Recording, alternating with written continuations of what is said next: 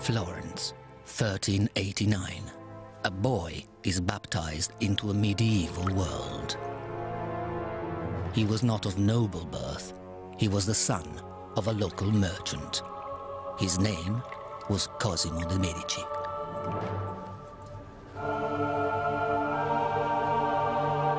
From humble beginnings, his dynasty would seek power and influence and not stop until they secured the papacy itself. Theirs was a world where power came at a price.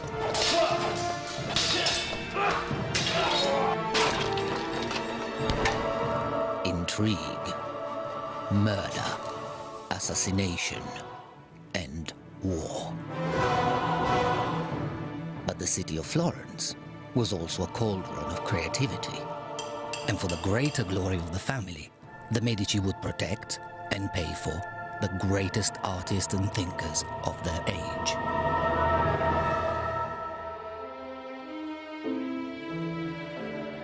Michelangelo, Brunelleschi, Botticelli, Leonardo, Galileo. An explosion of ideas which would shatter the medieval world and resonate through the centuries in a single phrase. Rinascimento, rebirth, renaissance. Behind it stood the Medici, godfathers of the Renaissance.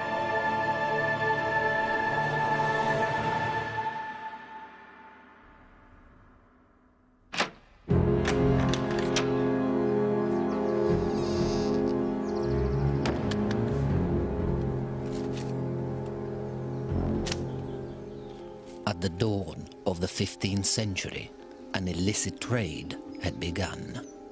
Men scoured Europe in search of treasure. Somewhere in the confines of the Holy Church lay their prize. Not the jewel-encrusted relics or sacred icons of medieval Christendom.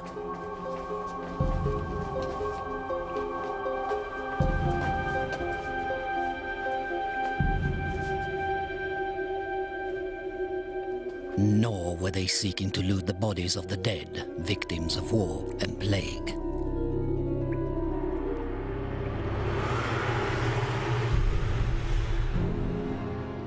But hidden in the darkest vaults of the church lay a prize far older and more precious, and sometimes far more dangerous.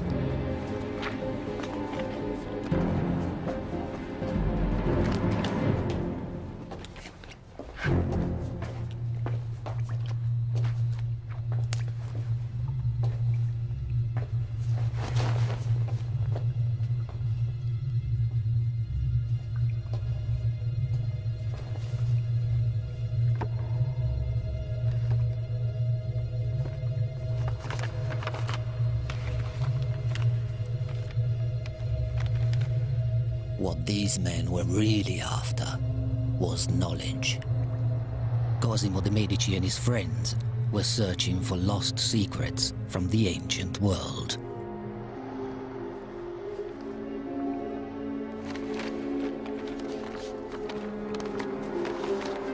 The shared feeling at the time was that the achievements of the classics in many fields, from philosophy to architecture, from rhetoric to sculpture, were unsurpassed.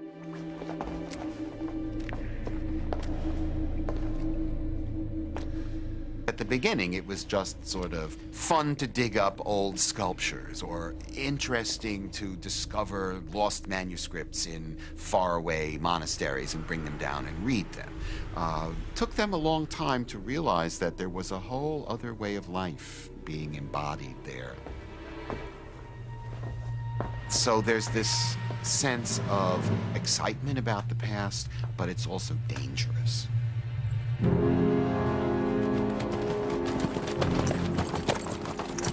From across Europe, ancient learning was carried back to Florence, the city of Cosimo's birth.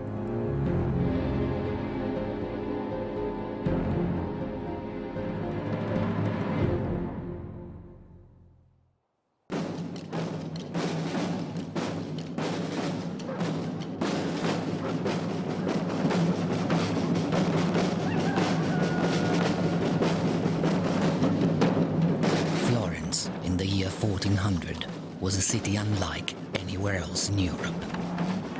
This major trading center at the heart of Tuscany was a republic in which powerful families vied with each other for political control.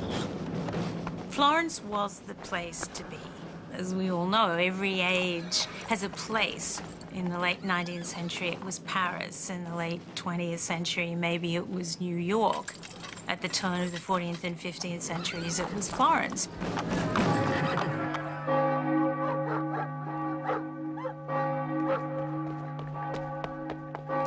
In a side street of the main piazza, an ambitious family was trying to make its name. The Medici Bank was a small-scale operation run from the back room of a wool shop.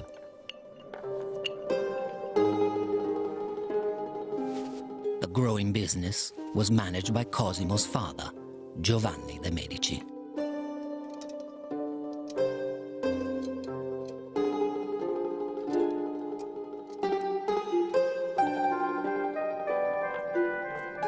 Giovanni had risen from rural poverty through a combination of aggressive salesmanship and financial caution.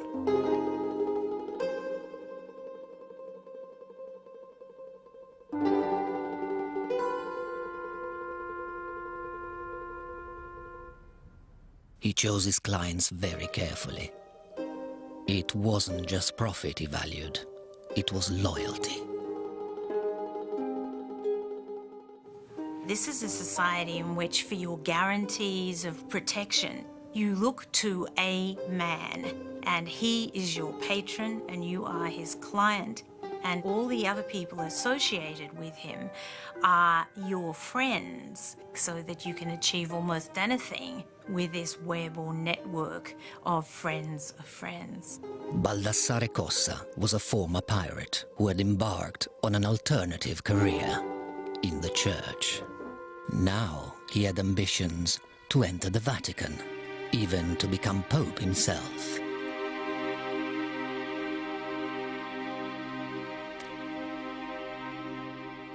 All he needed was a campaign fund. Giovanni knew that the church was in chaos. The papacy itself was up for grabs. With enough money, even Cossa stood a chance of success. Giovanni dared to back the unlikely outsider. The Medici prepared a lavish loan. It was an enormous gamble for their local business. The family supported Cossa all the way up the ladder of the church, from priest to cardinal. And then the bet with the pirate finally paid off. In 1410, Baldassare Cossa was elected Pope John the 23rd. And the first thing he did was remember his friends, the Medici. The new Pope needed a bank he could trust.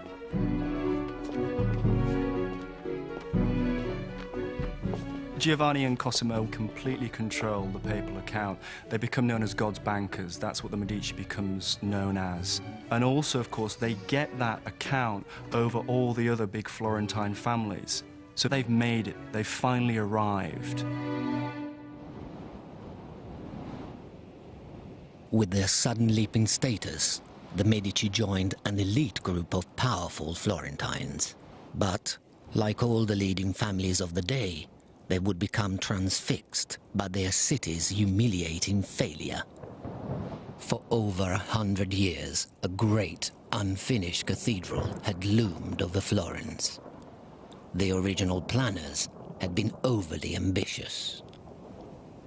They had meant to build the largest dome in the world, and they had failed. The cathedral, more than any other building of any nature in a medieval and Renaissance city, represent the symbol of the identity of the community. And having the project not completed was a sort of mutilation. And without a dome, you don't have a sacred building.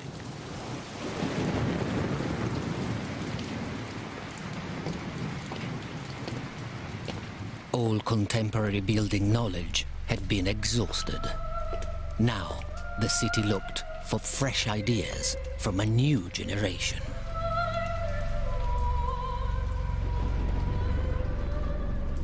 Cosimo de' Medici had grown up in the shadow of the cathedral. Now, he and his father stood on the threshold of civic power.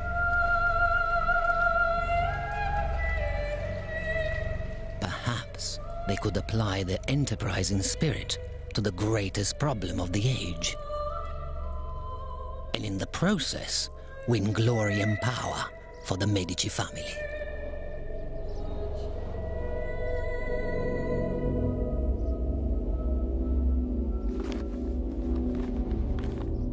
The search for a solution to the problem of the dome led men to study the achievements of the classical past.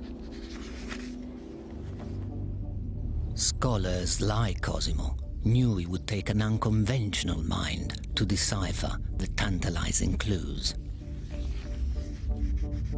Through the streets of Florence roamed just such a man, a self-taught genius obsessed by the mysteries of the ancient world. His ideas were difficult to understand.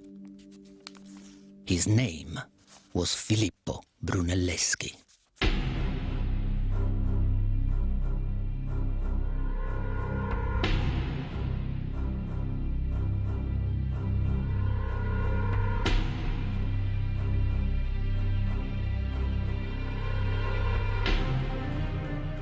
I think that the G word of genius is something that people are reluctant to use these days, but I think is very applicable in the case of Brunelleschi. However, maybe like many geniuses, he wasn't someone you would necessarily want to know. Brunelleschi's style was unorthodox, and it gained him few friends. He was in many arguments with the so-called city fathers. On one occasion, he was actually carried out of the main government palace forcibly because he'd lost his temper and apparently he'd insulted people and they were not going to be insulted and they threw him out.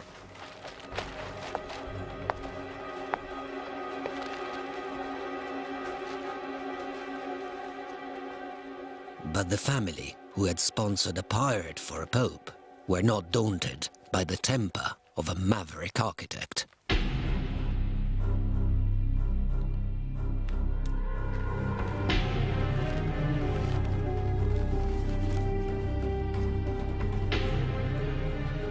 In the Medici, Brunelleschi had found patrons willing to gamble on his judgment.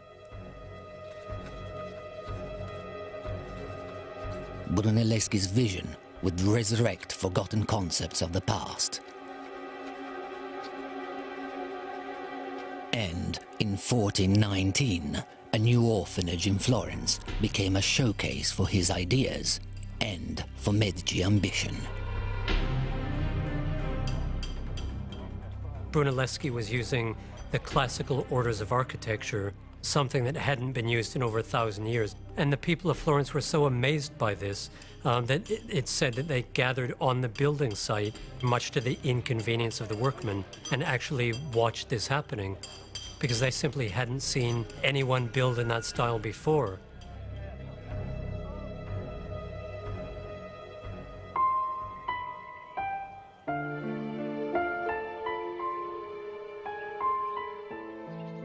This was the first time true columns had been used for structural support since the days of ancient Rome.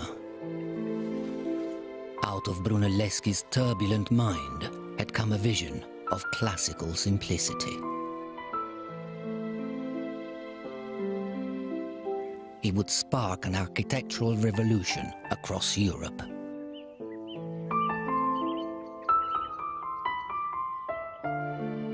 Innovation and ambition went hand in hand. And for the Medici, this was only the beginning. Brunelleschi was the house architect. They were very close. There was a clear fit between what Cosimo wanted and what Brunelleschi could give him. And it very much was about recreating a great classical city on the lines of Rome.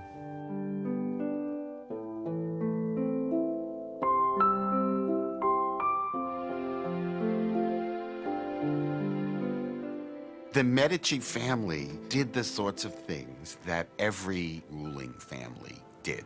You try to get power by various public and private dealings, and then you try to promote your image to the rest of the world through art and literature and having people write about you, being a patron of things that can serve your ends.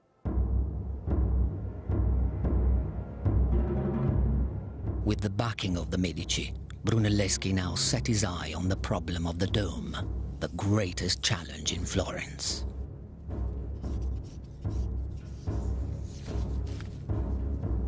Brunelleschi set to work. Cosimo would publicly support him. The church authorities were desperate, offering a massive cash prize for a solution. Brunelleschi's model showed the largest unsupported dome in Christendom. But he was fearful his ideas would be stolen. He wrote his calculations in code and refused to explain the details of his plan.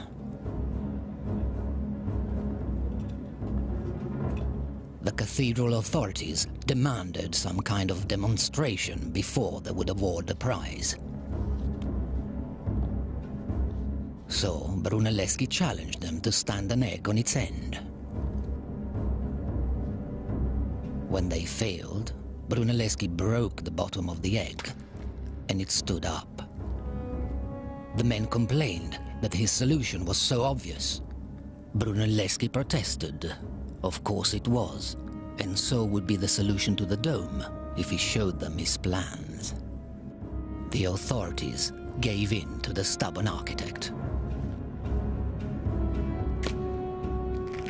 The commission for the dome was his. But what Brunelleschi would now attempt was unprecedented and fraught with danger. He would have to rewrite the rules of Western architecture, and there was no certainty of success.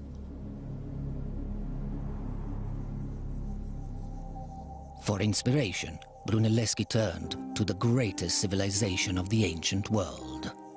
And in Brunelleschi's wake came Cosimo, the papal banker, anxious to see things for himself. In ancient Rome, men had constructed architectural marvels. Buildings such as the Pantheon, the House of the Gods, the largest freestanding dome in the world. One of the most fascinating buildings in ancient Rome was definitely the Pantheon. It was one of the most fascinating buildings in the collective imagination of the Western world for a long time.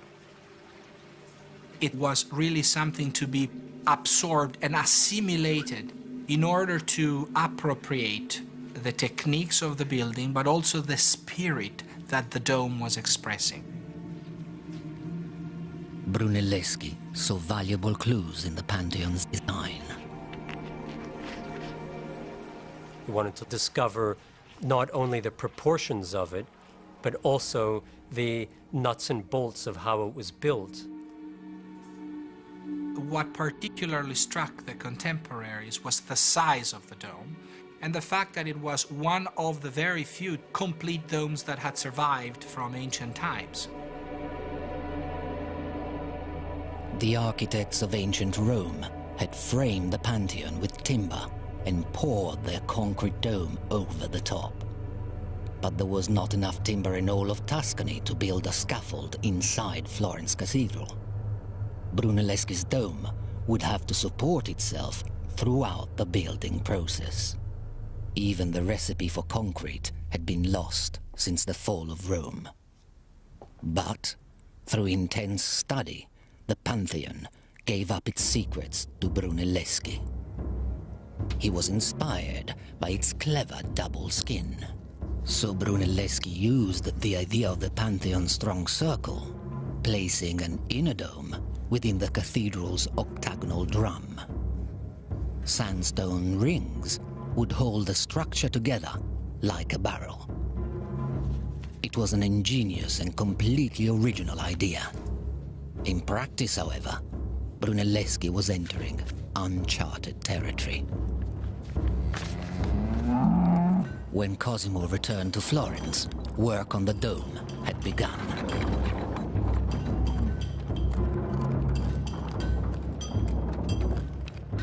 You would have the sound of the hammers, you would have the workmen in the streets, beckoned by the bells that summoned them from their beds. It was a scene of chaotic activity, sort of like New York in the 1920s or something, when the first skyscrapers are going up.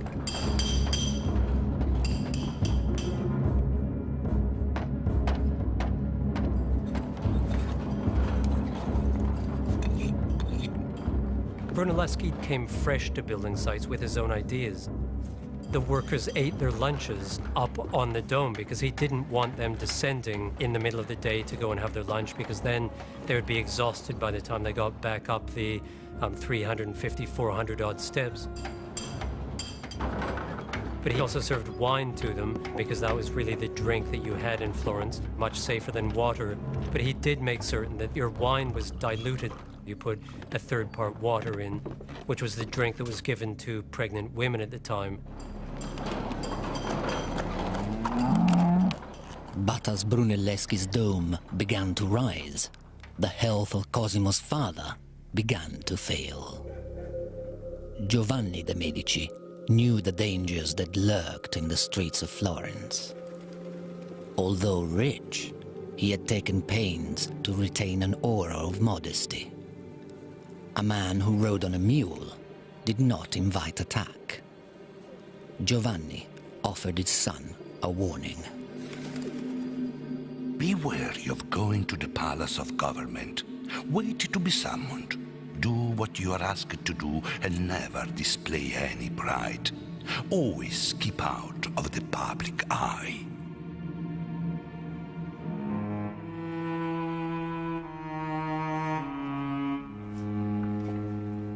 In 1429, Giovanni de' Medici died. The city of Florence mourned a modest patron. But Cosimo de' Medici had lost his guide and mentor.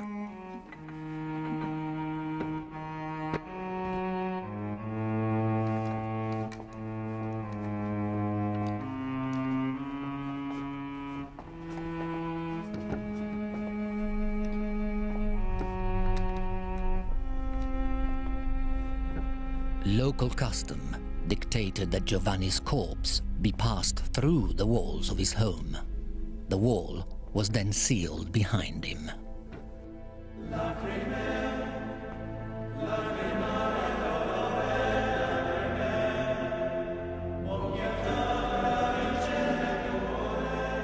Giovanni was laid to rest in the church of San Lorenzo, rebuilt by Brunelleschi along classical lines.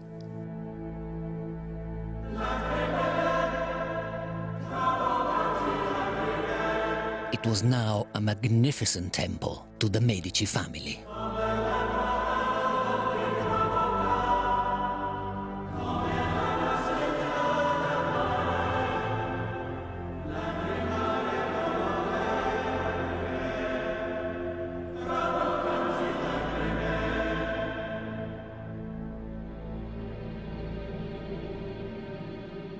Giovanni's death cast a shadow over the future of the family. Now Cosimo had to assume his father's role. But how could he build on his father's legacy and still keep out of the public eye? Cosimo's rivals, the Albizzi family, had governed Florence for generations. They were wary of any challenge to their power.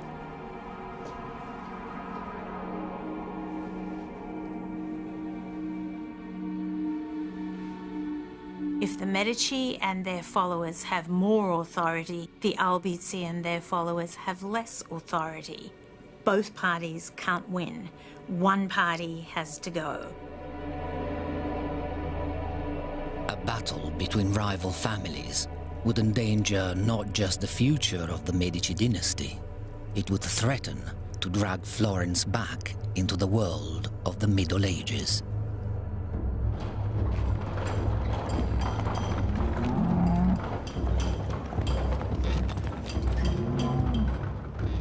Meanwhile, Brunelleschi also tried to escape the limitations of his age. Brunelleschi was not only an architect, he was an engineer. He had to solve enormous logistical problems when he was building the dome. Foremost among the problems was how to raise sandstone beams weighing 1,700 pounds, 250 feet in the air. What he devised was unprecedented in the history of engineering. Oxen had great strength, great stamina, but you could not make them walk backwards for more than a few steps. So what Brunelleschi devised was a way of reversing a gear. So he could raise a load several hundred feet in the air, change gear, and then bring the hook back down so that the oxen only ever walked counterclockwise or clockwise, whichever he wanted.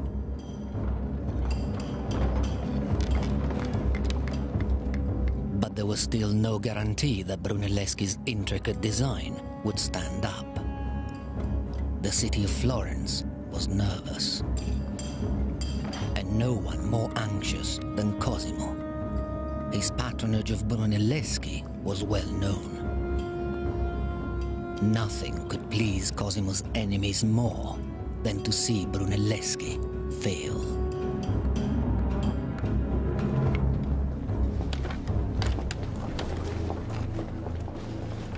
As Cosimo's wealth and power increased, so did the resentment of the ruling Albizzi family. They were losing their grip on the government of Florence. Sensing the danger, Cosimo transferred vast sums of money out of the city and made sure his family was safe. Florence is always constructed around large, powerful families. They run the city.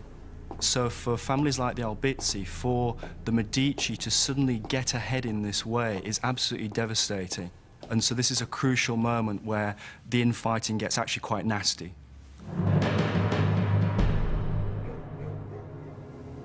In moments of keen political struggle, and Florence was there in the 1420s and 30s, there were no holds barred.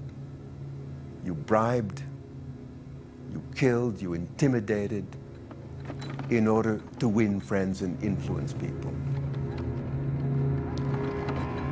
On the 7th of September, 1433, Cosimo was summoned to the Palace of Government.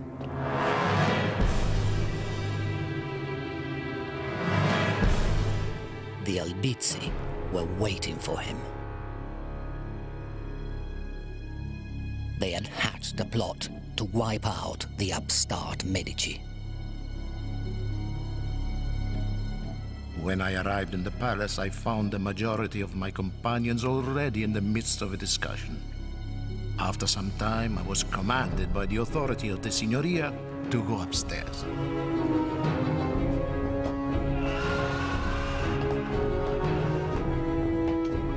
Cosimo was now in grave danger. Even the family's trusted consigliere had been tortured to uncover evidence against the Medici.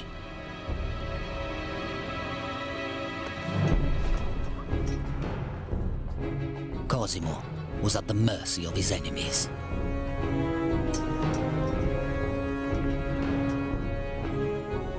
I was taken by the captain of the guard to the cell known as the Barberia.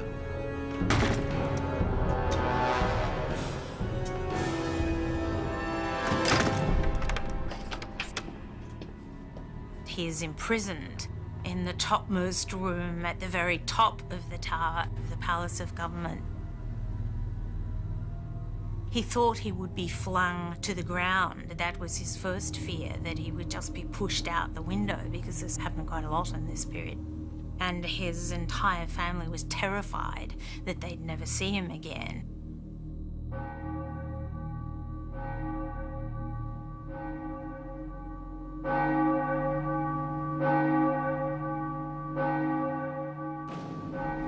But in a republic, not even the Albizzi could dictate the fate of a citizen of Florence. They had to have the consent of the people. A referendum was called to decide Cosimo's future. The Albizzi hired soldiers to guard the piazza. Cosimo's friends were physically barred.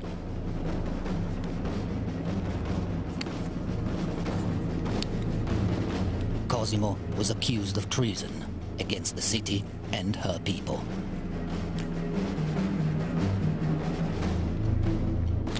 A vote was taken.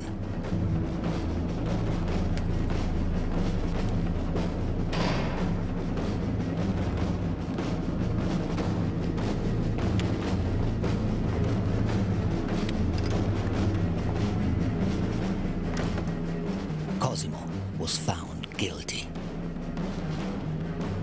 Now, he faced execution.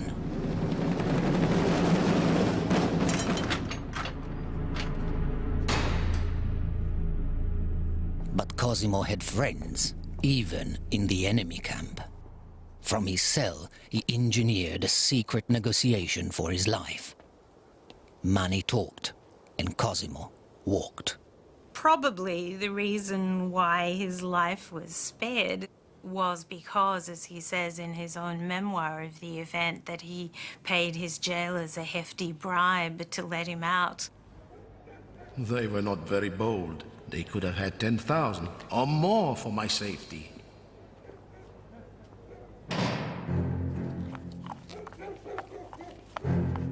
Cosimo had survived, but he and his family were now banished, and Florence was in the hands of the Albizzi. No friend of Cosimo was safe. Brunelleschi himself was thrown into jail, and work on the dome was abandoned. But life in Florence without Cosimo wouldn't be easy. The Medici Bank had funded most of the city's commercial activity. Florentine business soon ground to a halt. Cosimo's supporters begged him to return and retake the city by force, but Cosimo remembered his father's advice. Wait to be summoned. Cosimo waited. He knew that without money, the people of Florence would soon tire of the Albizzi. He was right. Within a year, the Albizzi had lost control of the city and turned on the people themselves. They attacked the Palace of Government, but were held off by the captain of the city guard, a loyal friend of the Medici.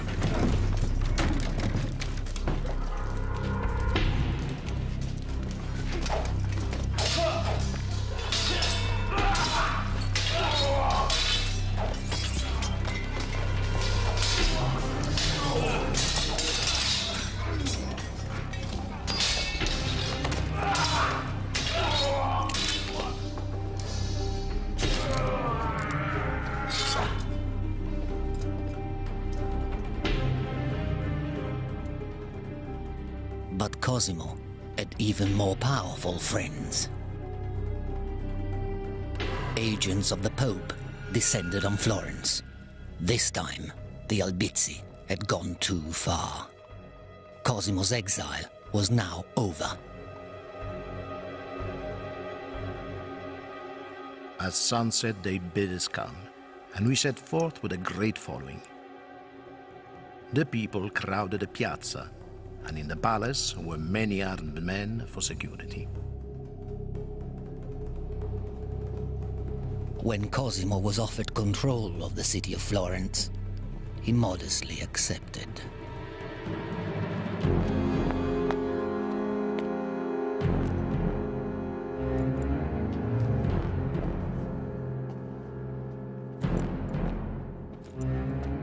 Revenge on the Albizzi was selective, but severe. Cosimo preferred plain and simple gestures. A loss of good faith was a badge of public humiliation, a public threat to all challengers. The Medici were back in business. A friend described Cosimo's new power. Political questions are settled at his house. The man he chooses holds office. It is he who decides peace and war and controls the laws. He is king in everything but name.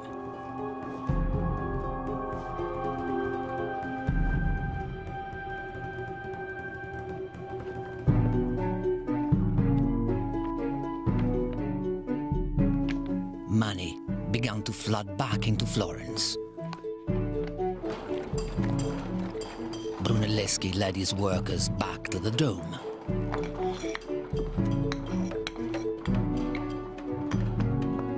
And the Medici Bank continued to grow. It was basically under Cosimo that the bank expands from this really powerful, solid base. But where the money was diversifying internationally, in having branches from Barcelona to Bruges to Cairo. On behalf of the church, the Medici Bank collected money from every parish in Europe. No one was exempt, and Cosimo's agents threatened excommunication from the church to those who were slow to pay up. The Pope himself opened a huge credit line with the Medici, enough to buy 10 palaces. The Medici Bank was now the most profitable business in Europe. But wealth had never been enough for Cosimo. He began to commission the finest craftsmen of his age. Cosimo developed a strategy in spending money in such a way that wealth would be transformed into prestige and power.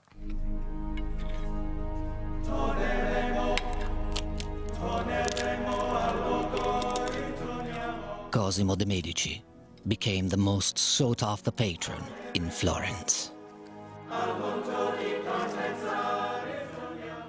Cosimo spent 600,000 golden florins in patronage, which is 6 times the total state entry for 1 year. Patronage is great for the production of art, but totally irrational from an economic point of view. Patronage is a political strategy.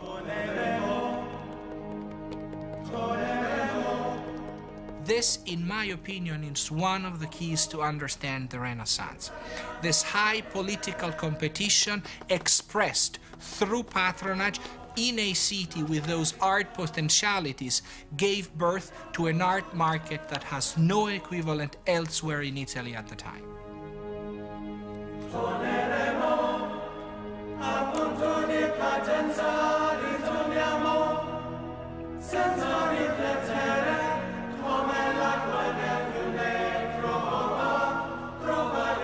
Why the artist needs the patron is very simple. There are no public art markets in the Renaissance as we have today.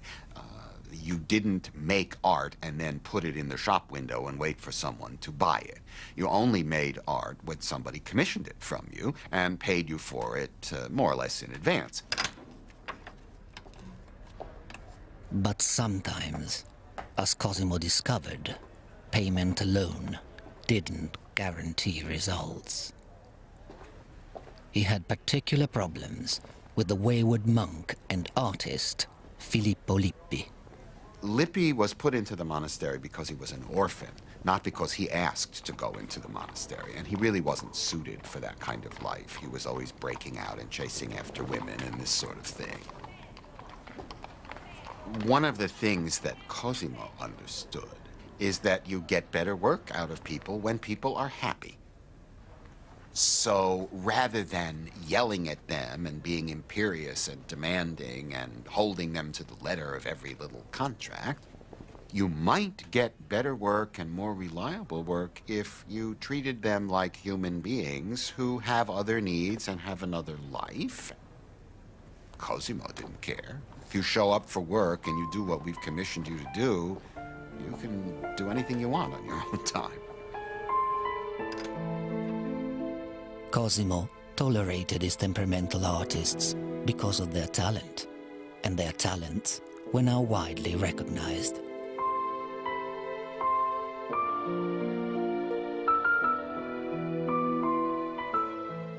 You have to be difficult as an artist in these times because you are under a lot of pressure. 70% of the Renaissance artists were active in Florence at the time. Though there are a lot of patrons, there is a lot of money available. Not all of the projects would grant the same kind of dignity and visibility to the artist, who has to self-promote himself and who has to achieve certain standards of credibility and fame in order to be able to be put in charge of the best projects. The man working on the best project in Florence was Filippo Brunelleschi, and he continued to break boundaries of conventional understanding. He simply saw the world as no other man had. In 1434, Brunelleschi unveiled a new technique that radically changed Western art. He invented perspective. Brunelleschi developed linear perspective, which allowed pictures to create the convincing illusion of a three-dimensional space, where Gothic art is primarily flat, to represent objects as three-dimensional, rounded, solid forms, imitating the appearance of the natural world. Perspective revolutionizes everything. It revolutionizes art, but then, of course, it revolutionizes how we see completely. It creates a modern way of looking. But it begins in the 15th century, and it very much begins under Cosimo with Brunelleschi. Cosimo had broadened his circle of radical friends. Amongst his favorites was a notorious sculptor, Donatello. Cosimo had a kind of fondness for Donatello. They really were very close friends. He used him for a lot of projects, but it was closer than that. It was really a kind of personal loyalty. But Donatello's talent came at a price, his violent temper. He was known to smash his own creations rather than to sell to an unappreciative client. There were incidents where Donatello would be snubbed by other people or snide remarks would be made.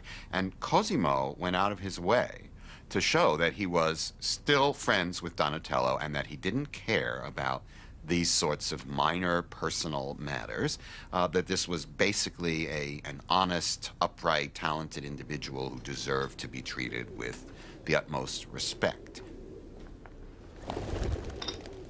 Cosimo was one of the few friends Donatello trusted, and Cosimo had commissioned a truly radical work of art. Donatello's David was one of the most revolutionary works of art in the 15th century because it was the first time since the ancient Romans that anyone had tried to make a freestanding bronze sculpture of a nude man. The helmet that's on the ground that David is standing on with Goliath's head in it as a symbol of victory has a long feather attached to the helmet that goes all the way up the thigh of the David, and you can read that as a kind of erotic caress.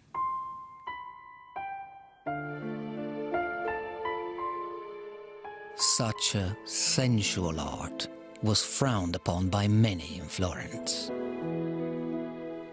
Donatello's David is on the edge because Florence, more than any other city of the Renaissance, was associated to sodomy, and homosexuality. And there have been 14,000 people tried by the Florentine tribunal in the 15th century for having committed the crime of sodomy. So he was really playing with something very dangerous. But he was willing to take more risk than some of his contemporaries. Cosimo gives a space to artists and writers to develop new ideas that are outside the orthodoxy of the Catholic Church. Art is really where it's happening. Art and sculpture and architecture are pushing forward the boundaries of what it's possible to actually do. No one in Florence was taking more risks than Brunelleschi. His magnificent dome was rising even higher. But with each new brick, the angle of the dome increased. This was the critical phase of Brunelleschi's design. One of the major problems Brunelleschi faced when he was building the dome, and particularly when he got to the upper reaches of it, was how he could prevent the bricks from falling inwards. What Brunelleschi did was to insert bands of vertical brickwork to tie the horizontal courses to these vertical ones, which were keyed to courses 5, 6 rows beneath that, where the mortar had dried. Brunelleschi's herringbone design was untried and untested. The slightest miscalculation could result in catastrophic failure.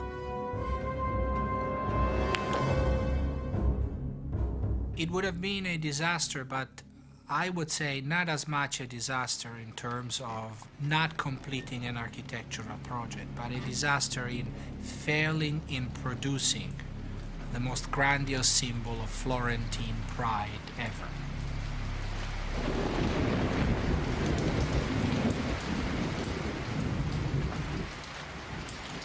From his patrons to his workers, all looked on in disbelief. Brunelleschi had to prove that he was right. Brunelleschi was a very hands-on person. Not only did he inspect many of the bricks that were used and send consignments back if they weren't quite up to snuff, he also actually laid some of the bricks himself.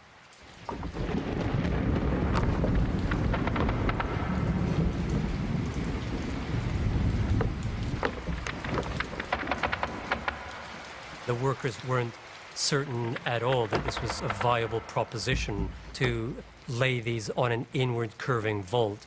And so he himself went up and practiced what he preached.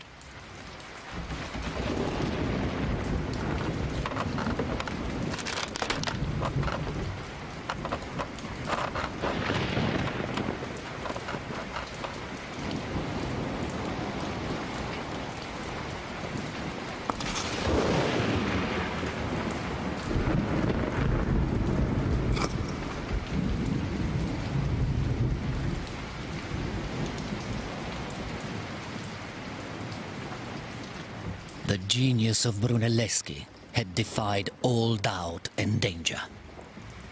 And in 1436, Brunelleschi, who has been keeping the faith all this time, that he could build that dome without aid of scaffolding or any other visible support, has brought, as he writes in a little poem he wrote, this miracle to pass. Hallelujah, hallelujah, hallelujah, hallelujah, hallelujah.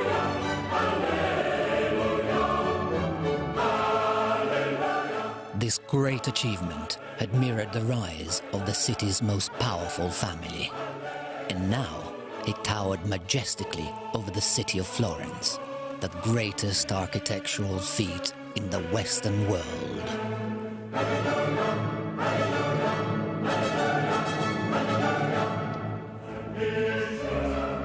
Cosimo basked in the dome's reflected glory, inviting the Pope himself to conduct the consecration.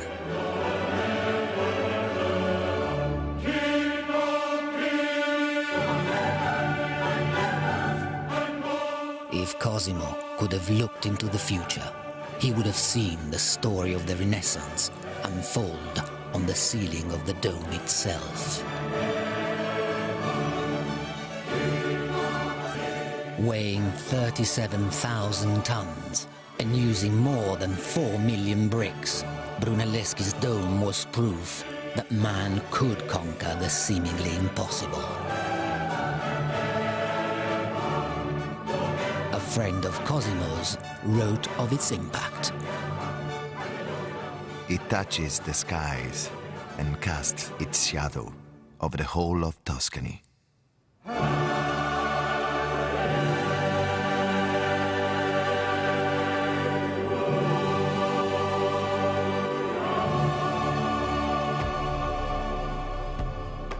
Cosimo was quick to capitalize on the triumph. He planned a dazzling international spectacle, the Council of Florence. It would be a global showcase for the magnificent new dome and a celebration of Florentine art and culture, which had blossomed under Cosimo de' Medici. The council brought together the greatest mix of thinkers, artists, merchants, and churchmen that the world had ever seen.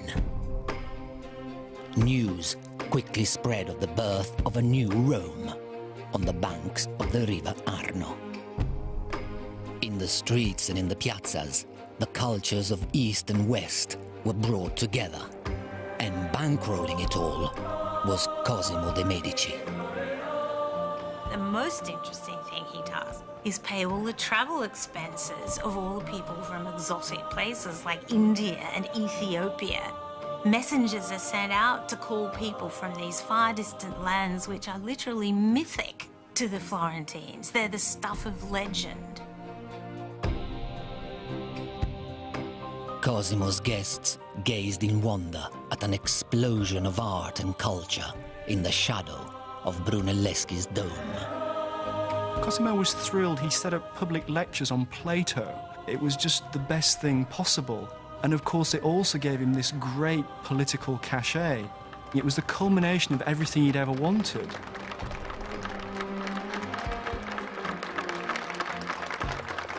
Cosimo is now the great intercessor for the Florentine people. He truly is their patron, their godfather in every sense.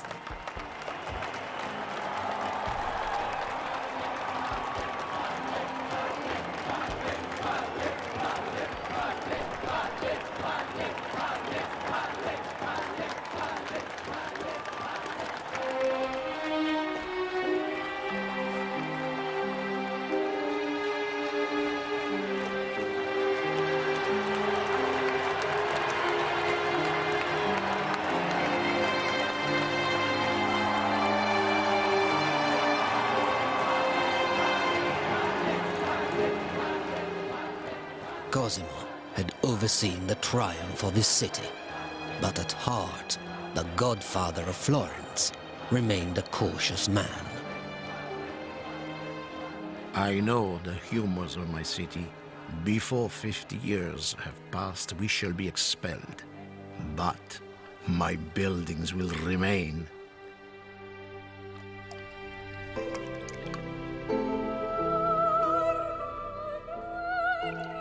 In his final years, he baptized and then buried both a son and a grandson. On Cosimo's death, in 1464, the city of Florence declared him Pater Patriae, father of the fatherland. But who was left to lead the Medici? Who would fill the shoes of the godfather of the Renaissance?